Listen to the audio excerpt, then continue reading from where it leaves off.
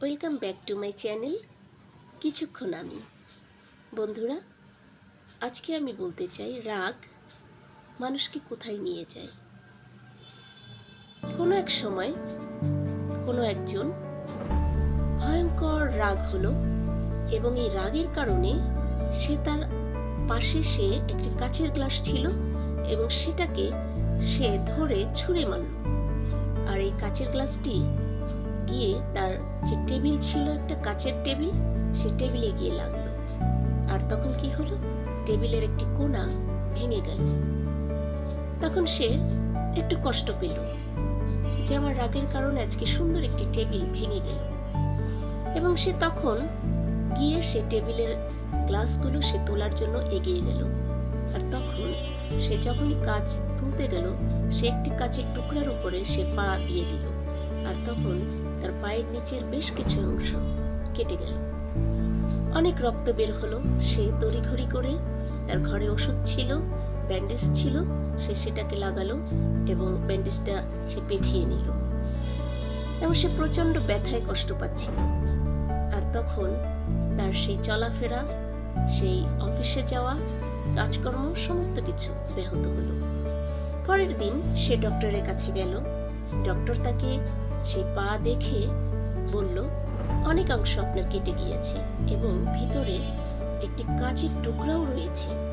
তখন ডাক্তার সে কাচের টুকরাটিকে অনেক কষ্ট করে কাচের টুকরাটি বের করে তাকে ওষুধ দিল এবং বলল যে বেশ কিছুটা সময় শুকাতে লাগবে। তখন কি করার, লোকটি ডাক্তারের কাছ থেকে চলে আসলো এবং সে সারাদিন সারা রাত বেশ কষ্ট পেল সে পায়ের ব্যথায়। এবং এই পায়ের ব্যথার কারণে সে তার অফিসে যেতে পারল না বেশ কিছুদিন। আর যখন সে অফিসে যেতে পারল না, তখন সে তার বস তার খবর নিল এবং শুনল সে অসুস্থ। এবং কিছুদিনের মধ্যে তার অফিসে একটা ইভ্যালুয়েশন হলো এবং সেখানে এই লোক সে নিয়মিত অফিস যেত এবং তার রেপুটেশন খুব ভালো ছিল। কিন্তু তার এই অসুস্থতার কারণে সে বেশ কিছুদিন অফিসে যেতে পারল না।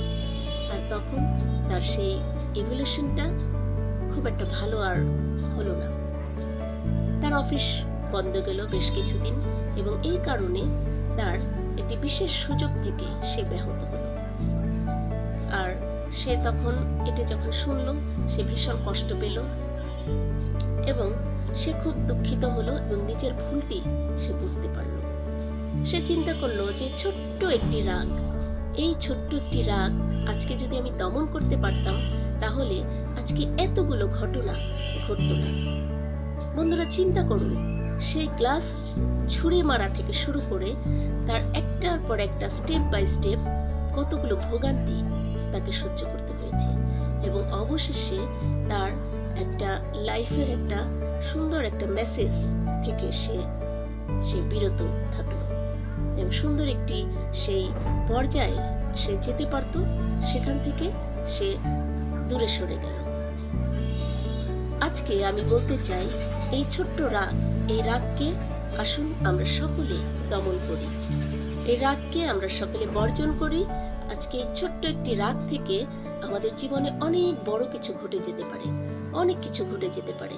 আর আজকে যদি আমরা এই রাগকে শুরু থেকে আমরা দমন করি, আমাদের এতগুলো ঘটনা আমাদের লাইফে ঘটবে না এবং আরো সুন্দর একটি জীবন গড়ে উঠবে।